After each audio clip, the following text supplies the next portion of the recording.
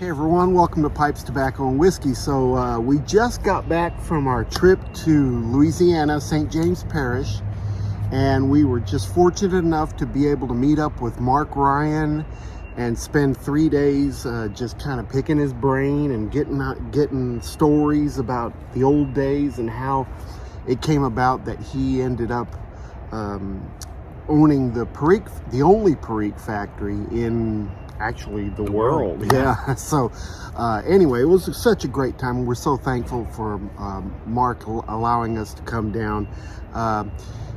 It was a great trip, and we've learned so much about the process of Perique that we kind of wanted to share a little bit of it with you. But first, I wanted to ask you, Ryan, what we did so many cool things on this trip. We were there for basically 3 days. Yeah. And what was your favorite thing about the trip?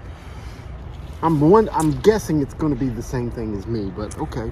Probably so. I mean, don't get me wrong. We had a lot of great people there. A lot of fun. It was fun talking, fun gleaning some knowledge from Mark, but I don't know, my favorite part still has to be walking in and smelling the Perique. That's me. Okay, well, actually, that's different from me. Yeah, okay. Yeah. What you explained was a really cool thing. I mean, it was just you're when you walk into the warehouse where they have all that Perique, you're just engulfed. It's intoxicating. Yeah, and it's almost like you can actually taste it. Yeah. You know? In the same way as if you go into a distillery, you walk into one of their aging rooms, right? Or their warehouses, I guess is what they're technically called. It's like in the air. It's like, man, I'm kind of getting a buzz from this. It's so strong. But it was fantastic. That absolutely was a cool thing about the trip. But my favorite part of the trip was actually when we had planned on doing some shooting out there. And one of the farmers for Mark that grows the burley there was going to take us shooting on his place. And he's an ex-Marine, so he's got lots of weapons and things like that we were going to get to try out. But it was rainy and we weren't going to get to do it. So the farmer showed up to Mark's place and said, "Hey, how about if I feed you guys instead?" And so he owns a little seafood shack. Yeah. I'm not exactly sure what he does, but he owns a shack. Yeah, and he fixed up some victuals for us, and we got an opportunity to taste some things that we probably would never have gotten to try. Of course, we had fried shrimp and fried catfish, but we also had some crawdads. Which I've had before. Have you had them before? Yeah, but not like that. Yeah, not like this. Whew. And I mean, they must come out the river just right. They were fresh that day or the day before, and then we got to actually try frog. Yeah, and those were fresh. They said they caught those the night before. Oh my gosh, they were good. That's surprising. I was surprised at how clean the meat was, and how tender it was, and actually tasted really pretty good. Yeah. The way they rolled it in the cornmeal and then fried it, but it was delicious. But we say that to come to this. But my second favorite thing was we were in Mark Ryan's house on Saturday, and we were just getting ready to sit down and smoke a bowl and kind of watch some football and things like that. And a car shows up in front of the Perique barn. And we were all like, "Mark, are you expecting anyone?" And Mark said, "No, we're not expecting anyone." And so we kind of walk outside and find out who that is in the car. And it was these two tourists that were from England, two Brits that showed up and said, "Hey, we heard about Perique in Louisiana, and we just kind of came by, drove by, and wanted to kind of see what it was about." Yeah. And Mark, could have said, you know, we're not open to the public, you know, it's a Saturday, nobody's here. There was a lot of excuses he could have come up with, but instead, as gracious as Mark is, he looked at us and said, sure, what the hell? And so he basically gave these Brits an entire tour of the process of making Perique. And I said, this would be a good opportunity to go ahead and video. So I'm going to share a video with you of the tour that Mark gave these Brits on how Perique is processed. Now, the thing about this particular tobacco is that it's not traditional Perique style. Mark is experimenting with some dark-fired Kentucky, and he's Periquing that to make a wrapper for some cigars. Yeah, that he's doing with a company. So this was actually Periqued dark-fired, which has a wonderful scent. Golly, yeah. You walk in, and if you've ever walked into a barbecue joint, this is exactly like that. It was incredible. So again, I wanted to thank Mark. I wanted to thank Ryan and all the guys. Tyler Edwards, buddy of ours from Amarillo, and Alvin Miller. They all came down with us, and we just had a wonderful time. Yeah. So we wanted to share just a little bit with you guys. So we hope you enjoy this. Here's the tobacco dock already. This is what I wanted to see. Let me show you what we're doing. Oh, that smell is luscious. Smells like Texas barbecue. It's not regular tobacco. So they send it over for you to cure it, right? And what we do, okay, this is how it comes in. You see how it's very dry? Okay, now smell that, it's very smoky. That's the dark fired, okay? So because this is not the local stuff, it's coming in from Kentucky in these big cases, okay? And when you open a case, it's packed in there really tight. Yeah. Okay, just like anything else. And even the St. James, when we bring it in, when it's sitting for a while, it kind of tightens up. So what we do is when we first break it out, we use what's called fluffing, where you literally have to separate the leaves like that. So what they do, they break it up, and then this stuff hydrates overnight. So what they'll do is, we'll actually put water in that because I don't have the big tank. And you put it in the water, shake it out, and then put it on one of these carts, and it rests overnight. One of these ones, right? Yes, and then the water gets into the cells, Yeah. and it's in order so you can handle it. Yeah. Once they do that, we strip it, which is called frog stemming. So basically what they do, you get that leaf, come down 4 or 5 inches, break the stem. Okay, that's frog stemming. Looks kind of like a frog. Oh yeah. After they remove every leaf, and then they sit there and they strip the tobacco like that, and they make a bundle, which the French locals call a tourquette. And then after we get that bundle, and it might have, let's say 25 leaves in it, you get that, and you see these used whiskey barrels? Yeah. We then pack them in a special pattern. And really the best way is you first pack it in the perimeter, and then you lay the leaves across like this. And then the next row you lay across this way, and you pack the perimeter real good. And you keep doing that until you get it filled up. And then if you notice on this side, those jacks there are different from the others. Those are called railroad jacks, okay? When you're first putting it in, that tobacco might be this far up out of the barrel. He gets that railroad jack, he keeps pressing it down, and that first time it might go down halfway. And he keeps charging it until he gets it somewhat down as much as he can with the railroad jack. And then he puts the screw jack on because the screw jack maintains the pressure, okay? Yeah. So all these with the screw jacks, those barrels have been full, and then these are in the process of charging, okay? Once they're under pressure, they start fermenting and actually start bubbling. In fact, some of those that are a few weeks old, let's walk over there. We might be seeing some fermentation they start activity. with the wooden ones. Are they wooden?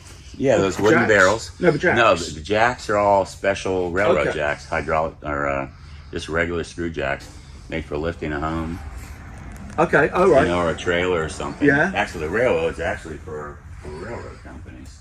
Yeah. So let's come up here, Yeah. and I'll show you. And so when you squeeze that out, some of the cells burst and some of those natural juices come up, and it's fermenting its own juices. So it wouldn't ferment if it wasn't pressed. It's got to be under high. It's a fermentation, anaerobic fermentation So under that high keeps pressure. the air out by squeezing it. Yes. Keep the air out. And we put these half moons on the top. Watch your head. Unfortunately, I got an issue with the light over here. But So these are all the other stuff, not Perique, but it's just going to be there for a couple of months. right. Okay. And as he applies the pressure, like the other day, Yeah. all these the juice we'd pulled out. Okay. He went back and put more pressure and it brought more juice. And the juice what happens to the juice? Well, we pull that off and put it in a bucket because if you leave too much water on there, it will sour. Yeah. So periodically you take that out and we turn it 3 times. Yeah. Okay. And sometimes when you do that secondary turn, particularly if the temperature is kind of odd, it needs a little more juice. Yeah. So you add some juice back to it. Oh, okay. Okay. It's just like labouring. But usually This is the there's whole point. excess. But you It's incorporate labour that back in. intensive. Oh my God. Yeah. And you wouldn't believe how hard it is to get that out.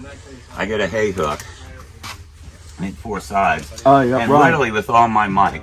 And I bring up that Big ring, it's wads that of one lo- layer, right? Right. And then I break that layer up into those torquettes. And then they go in a cart. And then one of the other employees gets that torquette. I mean, it's a brick, man. It doesn't look like tobacco. It Yeah. takes a while, and then they work it. It takes a while. You got to work each torquette by hand. You break it up, boom, boom, boom. Yeah, I see You know, that on the loosen video, it up yeah. so it looks like loose leaves again, Yeah. tied in the middle. Yeah. And then that goes in on sitting another horse, and then it breathes out for a little while. And then it's moved over to the What, next for a station. day or so? Or? If it's done early and do it late in the day, it can go overnight really Okay, because just- when it breathes just out, tell the it helps yeah. some of the ammonias and some of the other things Yeah. dissipate out of the leaf. Then we pack it back in, reverse order, put it back under pressure. On the 3rd turn, we cut the string, we put it back in. And then it stays in the barrel for 12 to 18 months before we sell it. Right, okay. So these are all freshly So going your whiskey in. barrels, what would happen now if you wanted to get more barrels? I Does somebody I buy them on the used market from whiskey distilleries which still use from wooden... a broker that disposes of all of them for everybody. Right. Some of these they just Here, Mark, I got a flashlight. You got one? I was gonna see. I got one. I was gonna see if we got any actively bubbling. Okay. Okay, look over here. Okay. Under you the see light. bubbling on the edge? Yes. Okay, you see that? Yeah. Sometimes when it's really in the active phase, you actually see bubbles coming up real actively. But you I can can see see some bubbles bubble there, fermentation. You see that? Yeah. And after it starts bubbling, sometimes it'll actually turn into like a foam. Okay, there's some activity going on over there. I don't know if I don't you know can if you guys, if you join take a look. Can you see how it's bubbling on that corner? You see it's actually bubbling Can you move the camera around a little right bit? right here. Oh, yeah. You see? Yeah. And some of that's actually bubbling right now. And that's the active fermentation. Yeah. That one didn't have any. As I can see. I think I saw some here, maybe. Here's bubbles. Oh, here you go. This one's bubbling like crazy. Oh, hey, right here, You Mark. see that? Mark, this one. Got a good one over here. Okay. Now see, here's one that obviously is farther along Yeah. because those are just activating. Yeah. Okay. Now these bubbles have matured to the point where they look like a foam. Yeah. You see how that is? And then I'll come in probably tomorrow morning and pull the extra juice off. A little bit. Yeah, isn't that cool? Slowly, but And that's it, man. It's an active living culture. yeah, we got this tour yesterday, so Yeah, fair enough. we're Yeah, just yeah. reliving it. So it's like it's fermentation. It's yeast, which is naturally in the leaves, I guess, right? Which Yes, is- that and in the air. Yeah, that's one of the beautiful things about being right off the river here. Oh yeah. Is that you get a lot of that natural yeah, juice yeah. in the air. I So- don't think these have been turned yet. 'Cause they're just putting them in. actively been listening. Yeah, here's a good active one They stay here. in there for about 3 months. Yeah. And then Here's they a pull good it out, active one. Work it, break it loose, and let it sit out. Oh, yeah. All day, and that's when it gets a lot of that natural yeast. And That's they, when it sits yeah. out. See that? Pack it, or Oh yeah. takes it- Oh yeah. Look at You can that. see some bubbling there. Yeah. I mean, like So those ones at the front, they just added some more Can you pressure, shine your pulled more light juice back in up. here? Other tobacco. Perique is one of the rarest tobaccos. It's one of the rarest tobaccos in the world, and that makes this the very rarest. Yeah. Because this is a small subset. I'm the only Right. one doing it. Okay, you can see how we pulled the juice out of these. Those that they were just adding more pressure brought more juice up. Yeah. This is how you want it to get it to be. Oh, I can see the Okay, tobacco because if you leave too much juice in there, what happens is, you see the moons, it's more narrow at the top. So as it goes down, it pulls away a little bit from the edges. there. Right. Yeah. And what can happen if you don't turn it very quickly, you got all that pressure down there, but the perimeter doesn't have as much. Yeah. And some juice will sit on that ring on the perimeter. Right. If you don't turn it quick, it gets slimy. And it'll mess up that little ring of tobacco at the top. Mark, can you tell me a little bit about what you mean by turning? What do you mean by turning? Turning is where I get that hay hook and I hit 3 or 4 sides to bring up that ring of tobacco.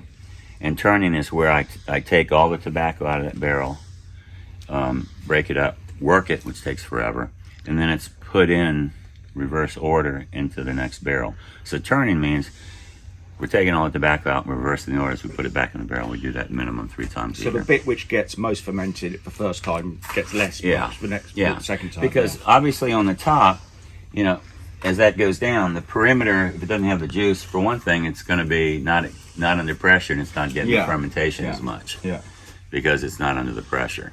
And you'll see on some of them when we're putting it in, you know, before they get it up and put it back down, the whole top is above the moon, and it's not under pressure at all. So you got to really watch it.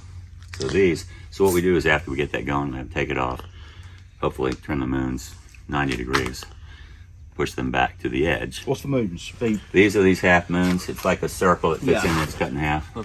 Yeah, sure. It's not because it's not putting as much pressure on the sides. Is that what you mean? Yeah, because Yeah. it might be against the edge here, but yeah. the diameter increases. Of course, yeah. So by the time you get it down, you got space around the I love outside. you know how to do it because this is how it's been done for like ages, basically. And I have the fact that the yeast, the natural yeast in the air, just In the air and in the building and on the floor. if you try to I do mean, the juice spots in here, 60 years old. yeah. If you try to do, this is. it's like I whiskey. usually it's like tell distilled people making this whiskey, is you know. like wine. Yeah, it's a terroir. That's what the posh word is, isn't Exactly. it? Terroir, or whatever. Yeah. You know.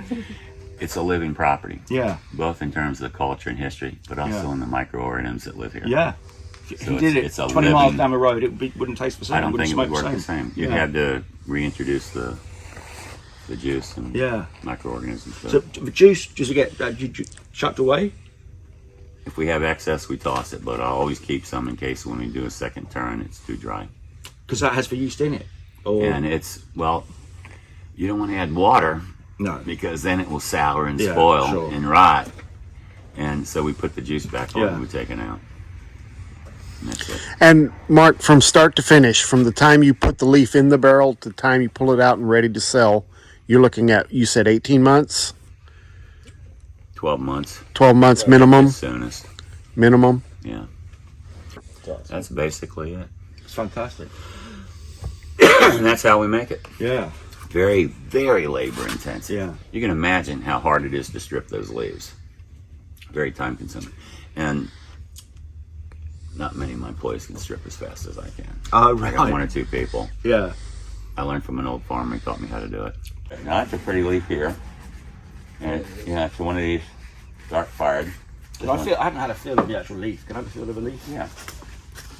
Now this hasn't been hydrated, but that one is broken at the tip. It's got no stem, right? Isn't that beautiful? But the key is you got to break it quick. You can do it slow too. But that's basically what we're going for. How come it ends up like that? Is that just because it's got 2 bits in it? The leaf has like 2. So the Well, I'm stem just just taking- runs right up the middle. Right Oh, the down the stem's middle. there. So what he's right. doing is okay, Yeah, it's the that's main right. vein. Yeah, Taking yeah. And I'm pulling that main Okay, so this vein is the out. tip here, right? And Right. that's the stem, and you just tear it out, and it comes out. Right. I get it now. Well, I see what this is. These were the scraps that they had out that they didn't think. A lot of times you'll have scrap in one of the boxes, and I keep that. I'm not going to throw it out, and what I do is I'll collect it, and when we tie the bundle, we'll put it in the middle. One year I made a mistake because I figured I'll wad it up and put it in there. Well, if you wad it up when you work the tobacco, there's a friggin' egg in the middle that you couldn't break open with a hammer. So it's like, shit, that didn't work. Well, so what I do now is, you know, like that strap layer, Yeah. I'll just put it in the middle of the bundle so it ties in there. Because you can't throw that away, it's good stuff. Yeah. And I mean, it's going to be cut anyway. So that's what's going on there.